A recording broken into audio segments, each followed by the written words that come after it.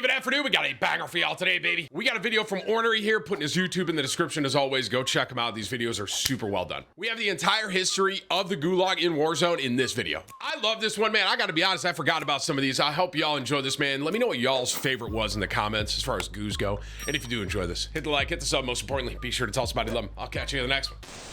Gulag is probably one of the most unique elements that Warzone has to offer. The idea of a bare-bones 1v1 that got you back in the fight if you won was a super high-stakes moment that was very satisfying when you outplayed your opponent. True. Since the Gulag has been around since the launch of Warzone, we've seen several different iterations of it, so I thought it would be appropriate to break down the entire history of the Gulag in Warzone. We'll be breaking- I think, I'm gonna say this at the front of this, I think the first Gulag was the best one. The layout of it, the stakes behind it, you know, we get the same loadout. It was perfect, bro. Down each map and the gameplay changes they've made along the way. Go ahead and comment your favorite and least favorite Gulag maps as we get started. This is the best one. The classic Gulag showers. What an iconic location to not only Warzone, but COD in general. Since this is the first entry on the list, I'll go ahead and break down how the rules of the Gulag work for the entirety of Warzone 1. It was 1v1, usually had some really bad gun that both players would use. After the time limit, a capture point would spawn in the middle. If no one captured it, you both lost. Winner goes back into the fight. Also, you waited above or around the Gulag before it was your turn. Gulag Showers has gone down as the most beloved Gulag map by the community, and at this point holds a massive impact on pop culture during the Warzone pandemic era. The head glitch on each side with an awkward centerpiece to forcing... I was wondering if he was going to bring up that head glitch because I didn't know about that for the longest time, bro. And I got killed by it. I was like, bro, are you kidding me? Fastest Gulag matches of all time.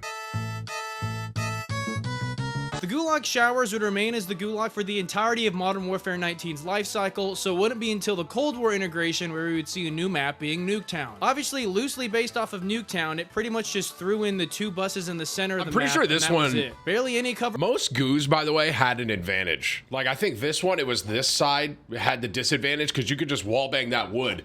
And you could die just running off spawn. It was crazy, bro. Which, like the Gulag wants you to, forced quick and aggressive gameplay. There were little pockets in each corner that had like a destroyed truck for a little cover, but other than that, you were pretty much always exposed. Also, I think this Gulag had one side with a definite spawn advantage. One side spawned you right by the buses and... Dude, it's crazy. It's like no other cover at all. Then the other side, you spawn right behind the Nuketown sign, a car, and then just a few feet away are the two buses. Maybe this is a nitpicky complaint by me, but Nuketown was one of my least favorite Gulags for that reason. Prison block. Alongside Cold War, we obviously got Rebirth, which I bet a lot of you didn't know that Rebirth had its own Gulag alongside it. This was a part of the mini Royale mode that would reoccur through Warzone 1's life cycle. The Gulag was prison block. I actually forgot about this one. I do remember it though. Itself. It was pretty much a perfect square with a perimeter that was fairly open and clear, but then when you went into the center, it was a more cluttered and close range experience. Also, I'm pretty sure you almost always got a shotgun on this Gulag, which made that centerpiece just an absolute coin flip if you were going to win or not, which made things very stressful. Overall, fun Gulag, but definitely forgotten since it was rarely playable. Sure.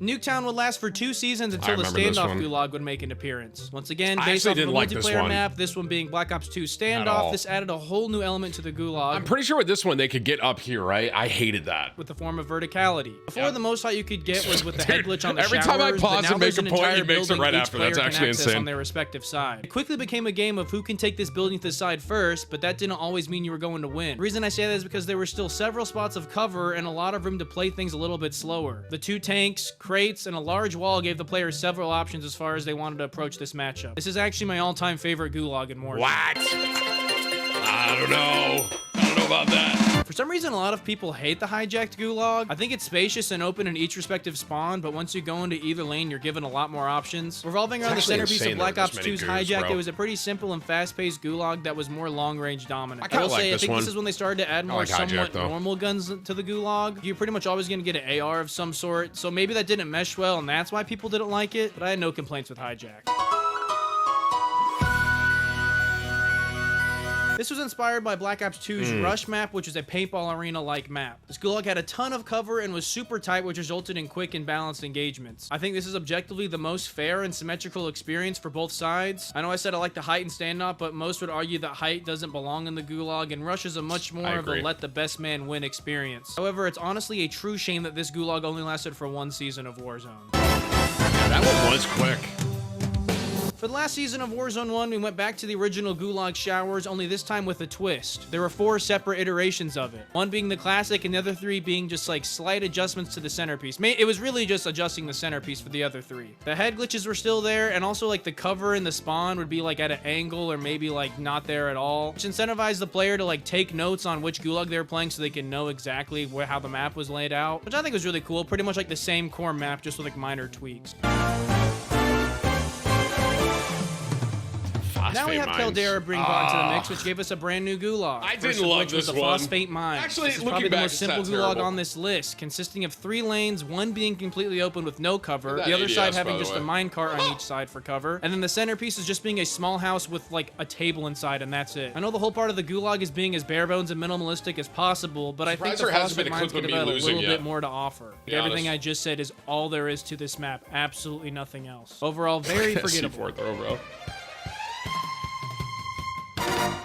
The simplicity of the Phosphate Mines was upgraded to complicated and frustrating with Season 3's Gulag named Hold. The centerpiece here was just a non-stop peeking around corners fest, which made you feel like you were playing Rainbow Six Siege. Spoiler alert, that's not fun with Call of Duty mechanics. Outside of the centerpiece, there was nothing but head glitches, which just turned this into a COD timing simulator, which allowed people who were worse than you to win because they were at the right spot at the right time. Easily the worst Gulag on this list, which fits the worst map of all time as well.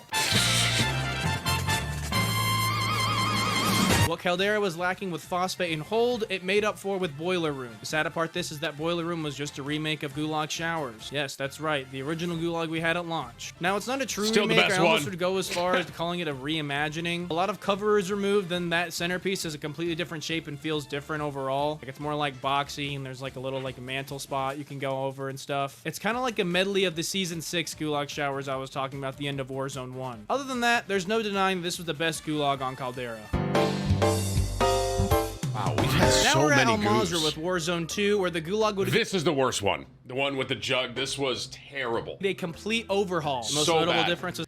Different guns, you could find armor. It was no longer like... It was a coin flip, kind of. Before it was just, you know, mano-y-mano, best man wins, right? This was like so much variation, bro. Now being a 2v2, and the person you would be partnered with would always be random. Secondly, alongside the new looting system, there's new loot and cash scattered across the Gulag. Also, you now start with armor unlocked before. But throughout all these changes, there's one more that's super game-changing. Now at around the same time the overtime flag spawns, an AI warden will spawn in with a minigun that if you defeat, will give everyone in the Gulag the win and you all get to escape. This was by far the most fun mechanic about the Warzone 2 Gulag because this is also the first time Warzone would see proximity chat, so teaming up with your opponents to kill the jailer was an option, as long as they were down to do it. Or you could always bait them into doing so, then kill them anyways. As far as the fortress itself, it's by far the biggest Gulag we'd ever seen, obviously because it had to fit all 4 players comfortably. I had no problem with the Gulag layout itself. It made for some really intense situations, like 1v2s were always like super cool to win, but I think most people just hated the 2v2 system. I think the 2v2 could work if it was more of like an in-Gulag event like we had in Urzikstan, more on that in a minute, but forcing the player to team up with a random every time was super annoying because you could be the best player there is, then get paired with a literal dumpster and have no chance of winning. Maybe if you and a teammate die at the same time and there's another team in the Gulag, then it could be a 2v2. That way you can at least get mad at your homie for throwing instead of some random. Anyways, in Season 2, the 2v2 system alongside the jailer would be scrapped and the map would be condensed to a more 1v1 style map. It was still pretty big, but definitely worked better for 1v1s.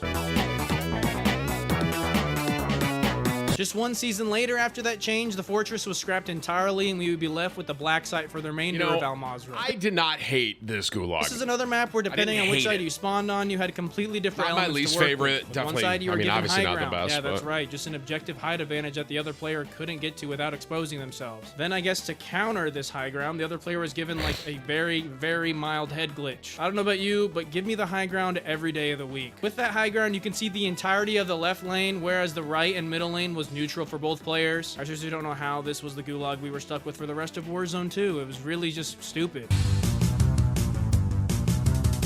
Towards the middle of Warzone 2, Vondel would eventually get its own Battle Royale playlist, which obviously brought along a new Gulag. Well, I say new, but this was yet again another remake of Gulag Showers, just in a winery It really fashion. goes to show talk too much about Showers was the best one, right? Because they keep remaking it. Gulag itself and focus more so on another element. Showers is the best one. The killing of the jailer element from the first Gulag of Warzone 2. But instead of spawning in mid-match, there's a handful of them on guard with you and the other players waiting. If you beat them to death, one of them will eventually drop a key that will free not only you, but everyone else waiting for their turn in the Gulag. Gulag, which acted as a mini jailbreak. I'm sure a lot of people didn't actually know about this. I know I didn't because I never played Battle Royale on Vondel. One, it's a super rare playlist to begin with, and two, I would just rather play Resurgence on that map. Because like I said, on the Fortress, I did like the jailer aspect, so this kind of like brings that back a little bit.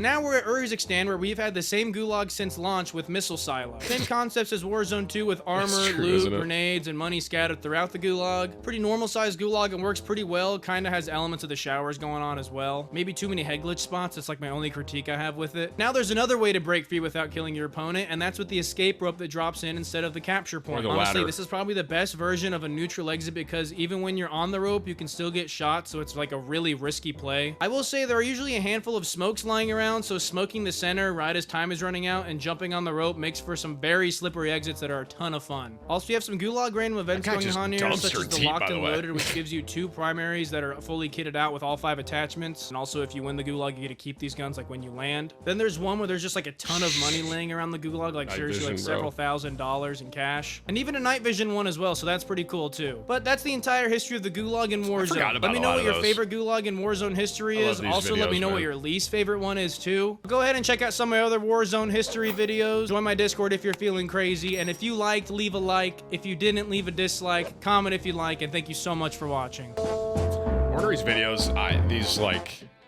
the history videos are awesome because I forget about a lot of that stuff, man. I will say Showers was definitely the best goo though.